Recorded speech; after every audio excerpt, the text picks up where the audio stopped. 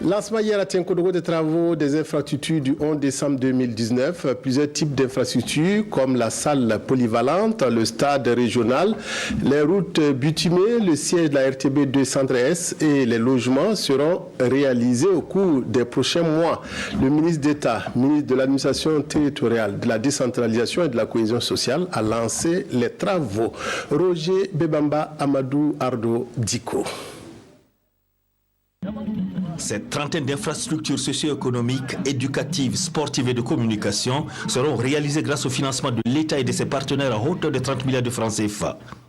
Mais la fête du 11 décembre à Tinkodogo intègre des innovations et le ministre d'État Sawadogo rassure sur le temps d'exécution des travaux lorsqu'on sait qu'on est à 8 mois de la célébration officielle de cette fête nationale. Ce que nous avons ici à Tinkodogo, c'est d'abord cette volonté commune des fils et filles de la région qui se sont appropriés le 11 décembre et qui eux-mêmes font des réalisations qui vont rentrer en complément des investissements de l'État et de ses partenaires. Si bien que généralement, on se retrouve entre 25 et 26 milliards d'investissements dans les autres régions. Mais ici, on est dans les 30 milliards et on est sûr même qu'on va dépasser cela. Beaucoup de réalisations qui vont être faites dans la province du Kouritenga, dans la province du Kourpelgo et dans la province du Boulgoy et particulièrement dans la ville de Tinkodogo. Vous n'avez pas à vous inquiéter pour le temps. Comme d'habitude, nous commençons maintenant et c'est un grand travail qui va se passer. Dans tous les cas de figure, les ressortissants de la région du Centre-Est se réjouissent déjà de l'embellie à venir. C'est un développement que ça va apporter à la population de Tinkodogo et celle de la région du Centre-Est.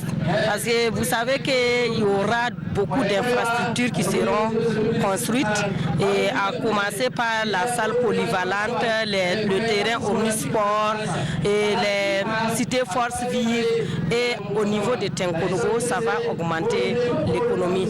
Et cela va apporter aussi la main-d'œuvre au sein de la jeunesse de Tinkodogo. Nous avons vu qu'il y aura